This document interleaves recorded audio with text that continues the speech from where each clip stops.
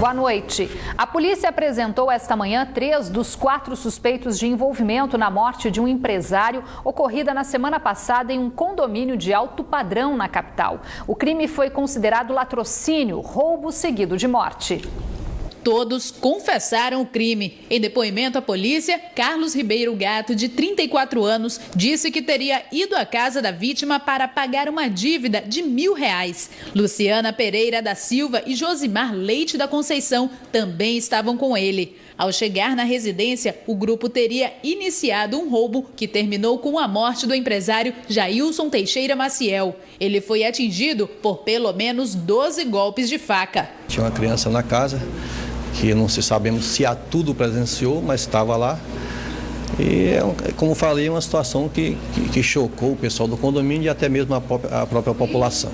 O crime aconteceu na semana passada neste condomínio de alto padrão na zona oeste de Manaus. O grupo chegou a levar pelo menos R$25.000. A faca usada para matar a vítima foi encontrada com Luciana, que é foragida da justiça e responde por outros crimes de roubo. Josimar também estava foragido e responde por um homicídio em Macapá. Os caras sabem que a vítima emprestava dinheiro. Todos já sabem disso, os bandidos sabiam também. Então, imagina-se o quê? Que tinha uma boa quantidade de dinheiro em casa.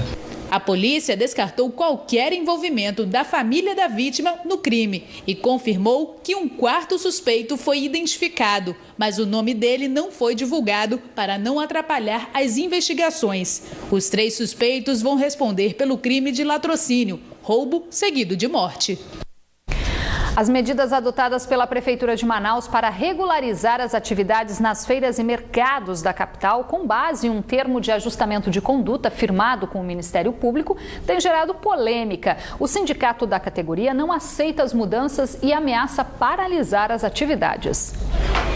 Esta semana, a Prefeitura iniciou o recadastramento dos feirantes que atuam nas feiras e mercados de Manaus. Nesse momento, nós estamos verificando o que realmente a atividade que eles estão trabalhando, quem está trabalhando, quais são os números dos boxes, fazendo realmente uma total atualização nos dados. A medida, que atende uma recomendação do Ministério Público Estadual, prevê que os boxes públicos devem ser licitados a cada 5 anos.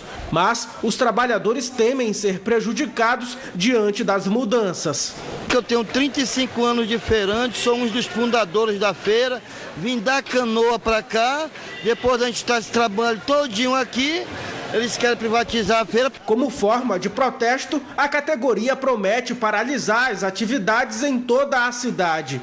Então os feirantes vão parar, ainda não se sabe o dia, porque nós iremos discutir hoje. Ainda de acordo com o presidente do Sindicato dos Feirantes, em Manaus são 49 feiras e 12 mercados municipais, que envolvem mais de 20.000 pessoas. Todos trabalham para arrumar o pão de cada dia. Os homens querem mexer, para que isso? Não, nós não estamos de acordo com essa privatização, só vem prejudicar a gente, né?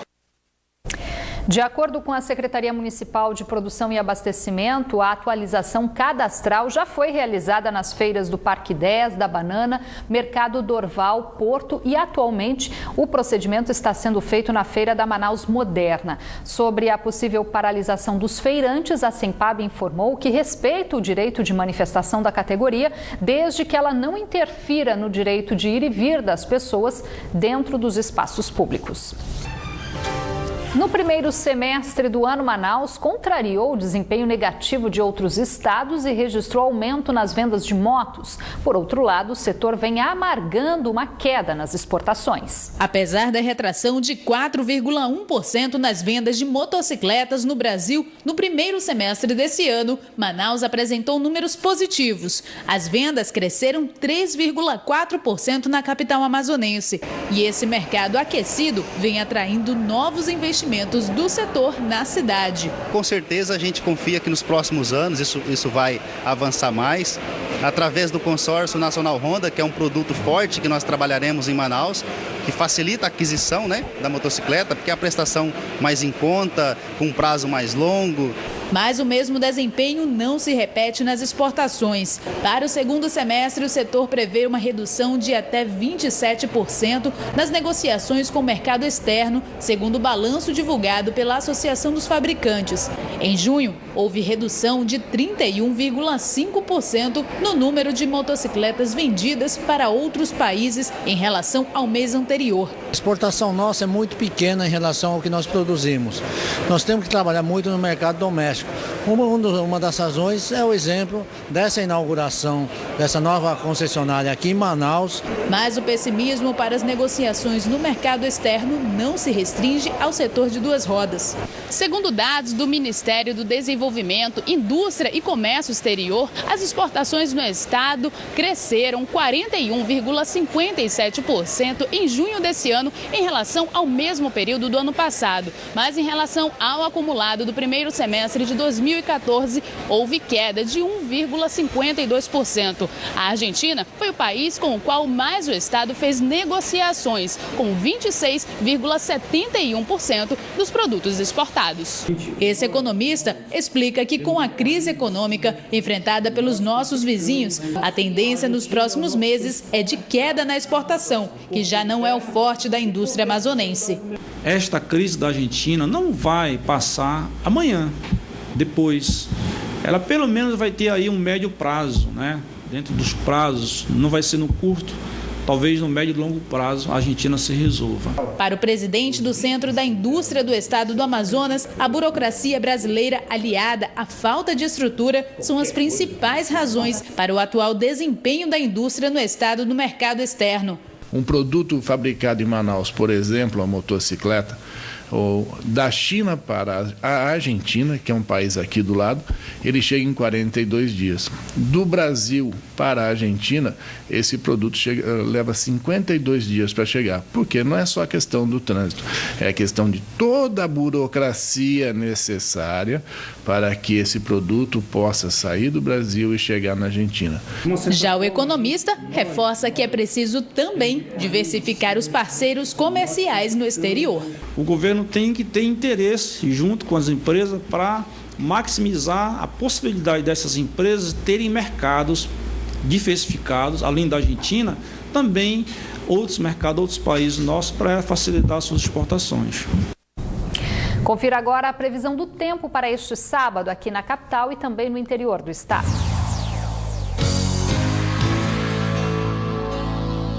Em São Gabriel da Cachoeira, o sol aparece entre nuvens e há chance de chuva no decorrer do período. As temperaturas variam entre 22 e 33 graus. Em Coari, o sábado terá predomínio de sol com variação de nebulosidade e também possibilidade de pancadas de chuva. As temperaturas variam entre 24 e 33 graus. Mesma variação prevista para a capital, onde o tempo fica nublado a parcialmente nublado, com possibilidade de pancadas de chuva. Uma campanha educativa realizada esta manhã na Manaus Moderna, no centro da capital, marcou o Dia do Motorista, comemorado hoje. É comum o condutor enfrentar uma rotina caótica no trânsito da cidade. E em meio a tanta correria, há o que se comemorar no Dia do Motorista. Porque tem muita coisa a desejar ainda, principalmente as ruas esburacadas, falta de sinalização. Não estou satisfeito. Por quê? Porque o trânsito hoje em dia aqui em Manaus está um caos. Para se ter uma ideia, em torno de 700 mil motoristas circulam nas ruas de Manaus, o que requer paciência e também alternativas para melhorar o tráfego. Está engarrafamento para todo lado. Para Manaus ter um trânsito bom mesmo, ótimo, é preciso um planejamento. Mas, de acordo com os órgãos de trânsito, a falta de educação, que consequentemente resulta em infrações e acidentes, ainda é tida como o principal gargalo. Na manhã de hoje, ações educativas com a abordagem e orientação aos motoristas foram intensificadas na capital na tentativa de sensibilizar os condutores sobre os cuidados. Temos observado que A velocidade acima da permitida tem sido uma constante, a utilização de celular ao dirigir tem sido uma constante. Especificamente aqui neste ponto, na Manaus Moderna, a gente tem muita fila dupla e isso impede a circulação dos veículos. Então, para cada local, a gente precisa fazer um tipo de orientação, um tipo de abordagem específica para o problema que estiver ocorrendo. O objetivo também foi marcar as comemorações pelo Dia do Motorista, celebrado hoje, data dedicada a São Cristóvão, o santo padroeiro dos motoristas. Isso é muito importante para todos ficar conscientizados, para ver que tem que usar o cinto de segurança, tanto o motorista como o passageiro, né? Além dessa orientação, tem que ter uma melhoria, porque se não existir melhoria, vai ser essa bagunça todo tempo. E nesse momento, acontece a tradicional procissão de São Cristóvão, onde são esperados mais de 5.000 veículos que vão percorrer as principais ruas dos bairros Cachoeirinha e Praça 14. Após a procissão, o arcebispo metropolitano de Manaus, Dom Sérgio Castriani, celebra uma missa na Capela de São Cristóvão, que encerra com a bênção dos veículos.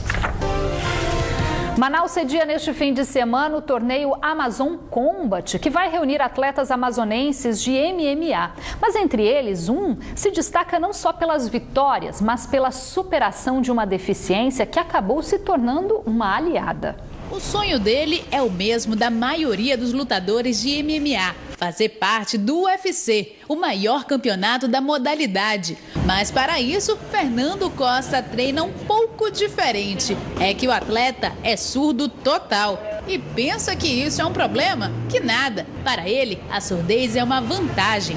Por exemplo, me ajuda. É bem fácil o surdo visualizar, ter mais atenção, aprender mais rápido. É bem fácil. Só tem que ter um pouco de cuidado visual, eu crio muita estratégia. Eu domino essa arte. E também um pouco de sorte. Os ouvintes são livres, eu não tenho nada contra. Fernando começou no jiu-jitsu, mas hoje dedica pelo menos 6 horas do dia ao MMA. Esforço que vem dando resultados. Foram 3 lutas, 3 vitórias. O descanso dele é só no domingo mesmo e às vezes que ainda dá uma corrida ainda, só para não parar, para não manter, só para manter mesmo. O próximo desafio é o Amazon Combat neste fim de semana. Para sair vitorioso, ele vai precisar ganhar 2 lutas em uma só noite. Mas nada disso o intimida. Eu quero ser o melhor, eu preciso treinar mais forte. Jiu-jitsu, os professores eu compartilho muito com os outros professores, porque eu tenho um sonho, ser profissional. O torneio vai ser realizado na noite deste sábado, na sede do Clube dos Sargentos e Subtenentes da Polícia Militar, no bairro Conjunto Beija-Flor, na zona centro-sul de Manaus. Agora o futebol. Neste domingo, Princesa dos Solimões volta a campo na segunda rodada do Campeonato Brasileiro. A partida será disputada no Estádio da Colina, aqui na capital. As informações com Israel Ayasser. O Princesa dos Solimões treinou hoje à tarde no Estádio da Colina. O time do técnico Charles Guerreiro enfrenta no domingo, a partir das 16 horas, o time do Rio Branco do Acre. Depois da derrota por 2-1 para o Santos do Amapá, o Tubarão espera se recuperar no Campeonato Brasileiro da Série D. O jogo também marca a inauguração oficial do estádio em jogos oficiais. Israel Ayassi para o Band Cidade. Manaus tem a segunda maior área de saltos de paraquedas do país e o esporte tem atraído cada vez mais adeptos, não só de outros estados, mas também estrangeiros, que vêm em busca de uma aventura radical nos céus da Amazônia. Para uns, loucura. Para outros, os 12.000 pés de altura não assustam. Pelo contrário, divertem.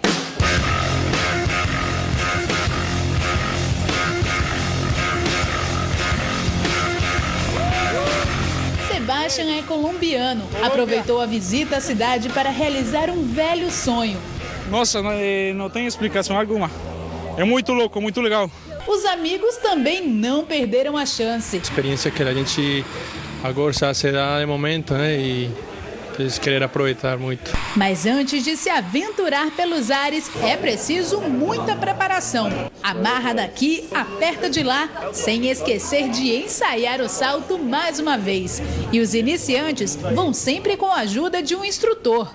todos os equipamentos têm dispositivo de abertura automática, que é o que a gente chama de DAA, certo? Os equipamentos de tandem também são obrigatórios ter o dispositivo de abertura automático, os equipamentos também são novos e são sempre inspecionados. E já que segurança não é um problema, por que não também se aventurar?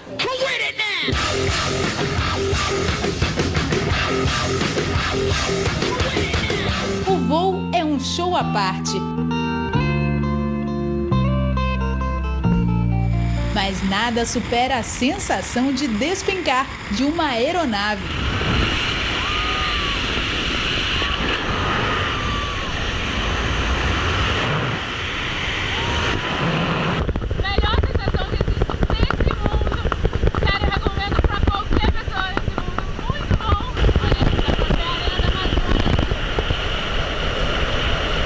Manaus tem a segunda maior área de salto de paraquedas do Brasil. E a boa notícia é que, segundo os professores, aqui nenhum acidente fatal foi registrado até hoje durante a prática desse esporte.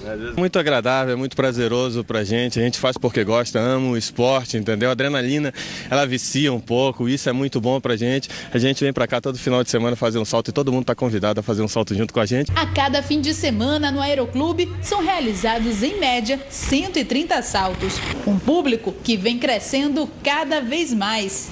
Primeira vez deu um nervoso, porque quando a gente vê subir o avião, né? A gente fica lá perto da porta, o avião não tem porta, aí dá um nervoso. Pô, viciei. E não é para menos. A adrenalina é irresistível. Ok!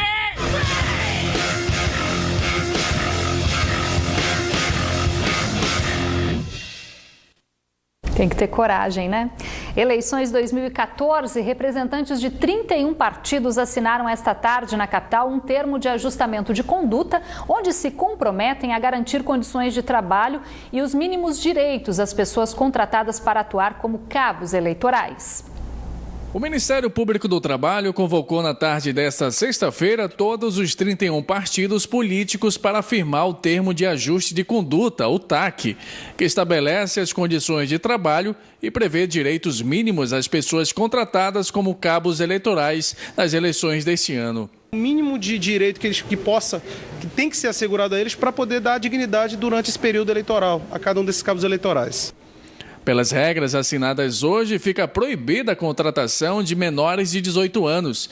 E os partidos também devem fazer um contrato individual para cada trabalhador. Então não é possível o menor de 18 anos participar. O fato de o TRE sediar essa reunião é da importância que ela tem com relação aos direitos mínimos sociais dos cabos eleitorais. Nós entendemos que é muito importante esse diálogo sempre maior com os partidos políticos, de conscientização, e o Ministério Público Eleitoral e o Ministério Público do Trabalho fazendo nesse momento esse TAC, né, que justamente vem de encontro a tudo aquilo que nós acreditamos.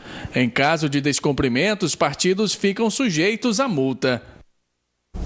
O Band Cidade fica por aqui. Para rever esta edição, acesse band.com.br/Amazonas. Amanhã tem Band Cidade Entrevista, que vai falar de eleições com o Procurador Regional Eleitoral Substituto, Jorge Luiz Ribeiro de Medeiros. O programa vai ao ar 6:50 da noite. Fique agora com as notícias do Jornal da Band. Obrigada pela audiência. Uma boa noite para você.